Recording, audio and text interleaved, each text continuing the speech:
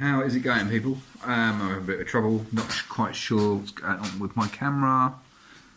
Maybe it needs a clean. Let's give this a go.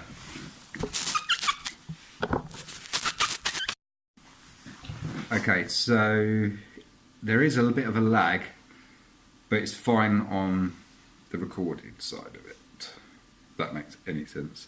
But while I'm talking and I'm looking at the screen, there's a bit of a time delay from my mouth moving. I can see my mouth going to my vocals. Anyway, but it seems to be working, so I'm not quite sure what's going on with it. Anyway, lighting is terrible. Oh my goodness me, I don't know what I've done. Anyway, so a lot goes into people making these vlogs or videos. If you ever see someone at a wedding, they're snap, because they've got to take a certain amount of pictures because they might miss something. Same with the videographer who's doing the actual video of your wedding and things like that, or these special days.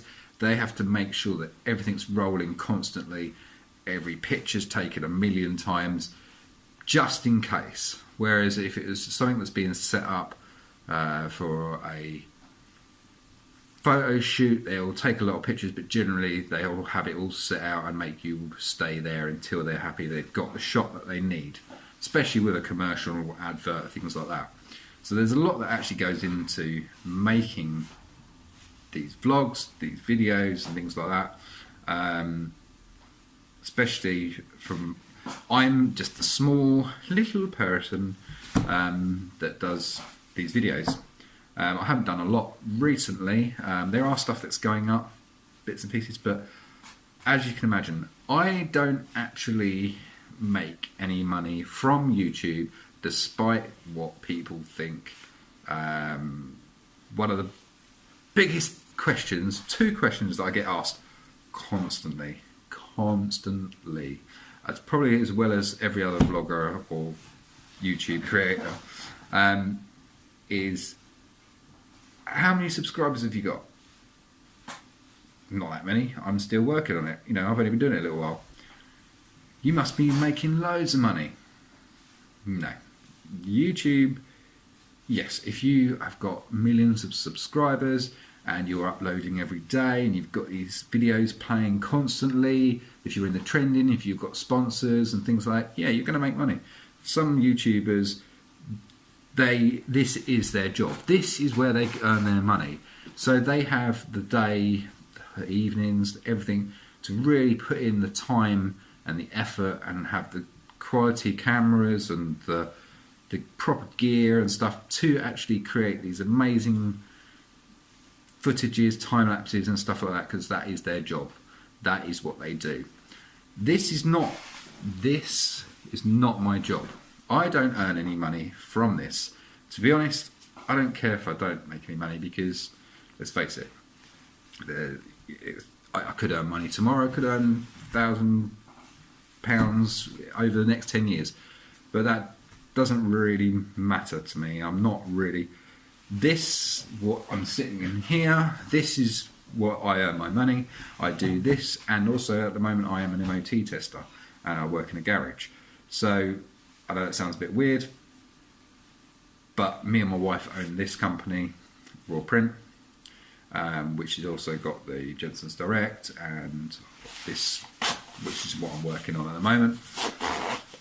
So I'm working on this company. We are building this company up slowly, and it's getting there, but it's very hard. Like anything, when you start a company, it's very hard to get going. But we're passionate about it, and we think, you know, this is something that we can do together. I have always been a mechanic and an MOT tester since I was about 15. Well, I've not been an MOT tester since I was 15, but I've been in the garage industry since I was 15 years old.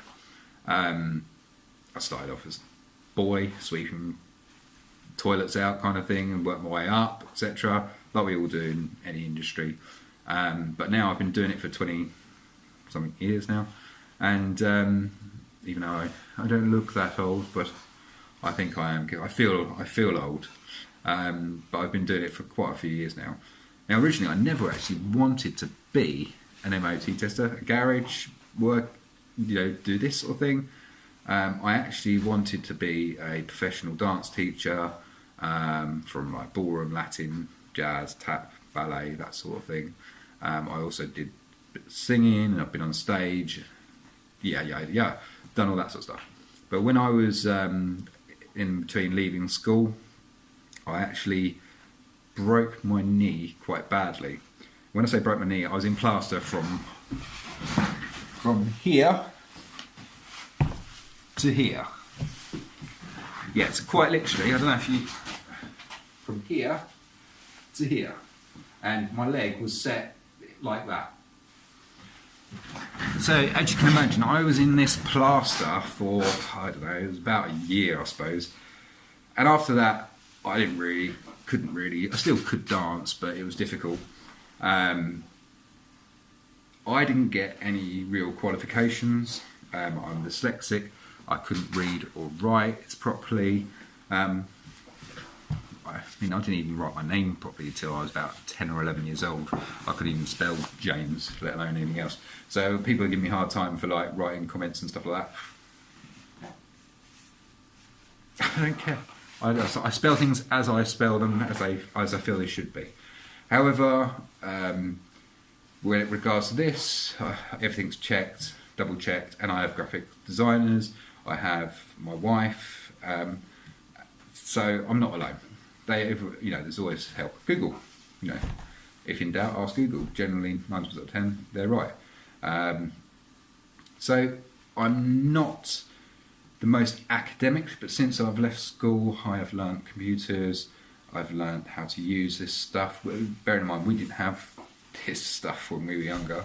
My 9-year-old knows probably more about phones and stuff like that than I do.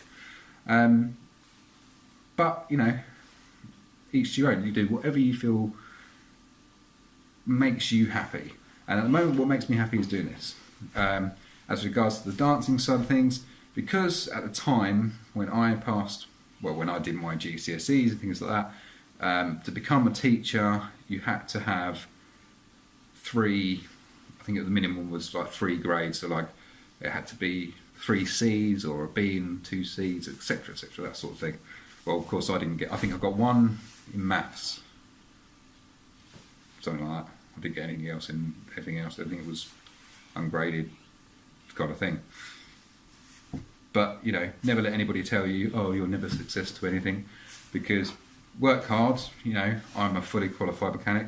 I got one of the highest grades, technically, I suppose, in the country at the time, for what I was doing. When I was at college, I was actually in the college helping, because I was an older student. I'd already fixed cars for donkey's years, so I was actually helping in the workshop side of things, as well as doing my actual coursework. There are quite a lot of people like me that are not necessarily academic, is that the word? But are good with like their hands, good with making things and creative and yada yada yada. So don't let anybody tell you otherwise. Oh, you'll never succeed to anything. You'll never be able to do anything. That's a load of rubbish. Put your mind to something. Just go for it. If it doesn't work, try something else. At the end of the day, how we learn. It's how we do things. Anyway, my 2 points. One, about making the money for YouTube. Every YouTube creator, no matter what they say, generally say, we're not in it for the money, yada yada yada. The way I look at it is, I'm not in it for the money, and they might not be the same as well. Sorry, they might be the same as well. But the way I look at it is, everyone signs up to this AdSense, which is where you make your money, you get these, then you get sponsors, etc., etc. And now YouTube have changed it so you have to have a minimum of 1,000 subscribers plus 400 hours of watch time. I think that's right. Don't hold me to that. I think that's about right.